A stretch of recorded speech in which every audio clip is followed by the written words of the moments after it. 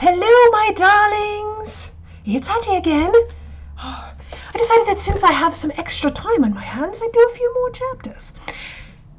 But before I start this chapter, and we're doing chapter 4 today, or this afternoon, I have a question for you. What do you know about pteranodons? Because I will tell you that I did not know much about them.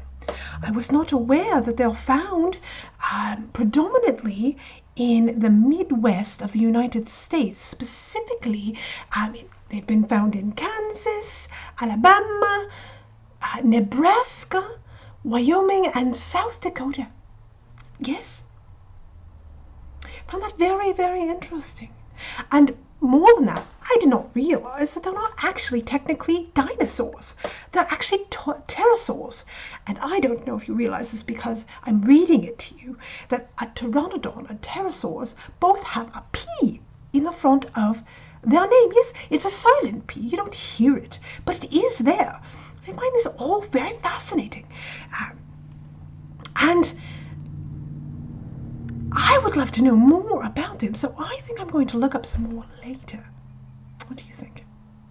Maybe you should do that as well, because I feel like it adds so much more to the story if you know about the creatures and the people that they're speaking of.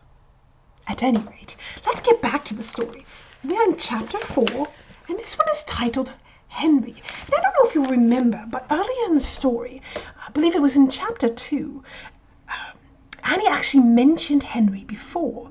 Henry was their neighbor's dog. So I wonder what about the pteranodon is actually going to make them think, or at least Annie, of Henry. Would you like to find out? I'd love to as well. Let's get started.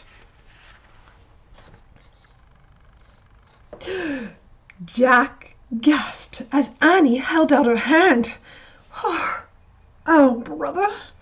She was always trying to make friends with animals, but this was going too far. Don't get close to him, Annie, Jack shouted. But Annie touched the pteranodon's crest. She stroked its neck. She was talking to him. What in the world was she saying? Jack took a deep breath. Okay. He would go down too. It would be good to examine the creature. Take notes like a scientist.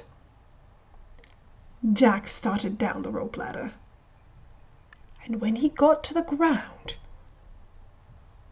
Jack was only a few feet away from the creature. The creature stared at Jack. His eyes were bright and alert. He's soft, Jack, said Annie. He feels like Henry. Jack snorted. He's no dog, Annie. Feel him, Jack, said Annie. Jack didn't move. Don't think, Jack.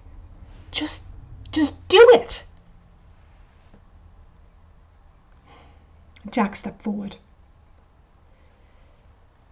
He put out his arm very cautiously. He brushed his hand down the creature's neck. Interesting. A thin layer of fuzz covered the pteranodon's skin. Soft, huh? said Annie. Jack reached into his backpack and pulled out a pencil and a notebook. He wrote, "Fuzzy skin." What are you doing? asked Annie. Taking notes, said Jack. We're probably the first people in the whole world to ever see a real live pteranodon. Jack looked at the pteranodon again. The creature had a bony crest on top of his head.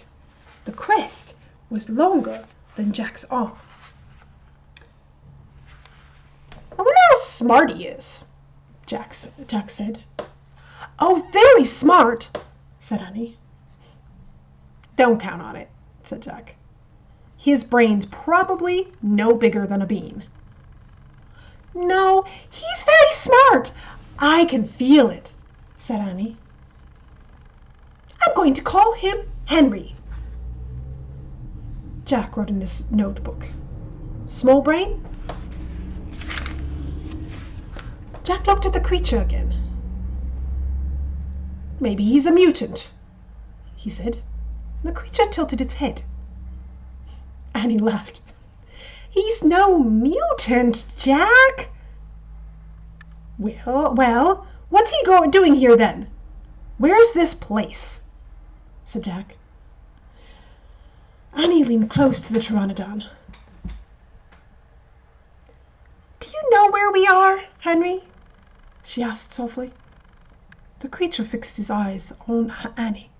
His long jaws were opening and closing, like a giant pair of scissors. Are you trying to talk to me, Henry? Asked Annie. Forget it, Annie. Jack wrote in his notebook. Mouth like scissors. Did we come to a long time ago, Henry? Asked Annie. Is this a place from a long ago? Suddenly she gasped. Jack! He looked up. Annie was pointing toward the hill. On top stood a huge dinosaur. That is the end of chapter 4. Oh dear. What do you think is going to happen next? I mean, the pteranodon seems nice, but is everyone going to be nice there?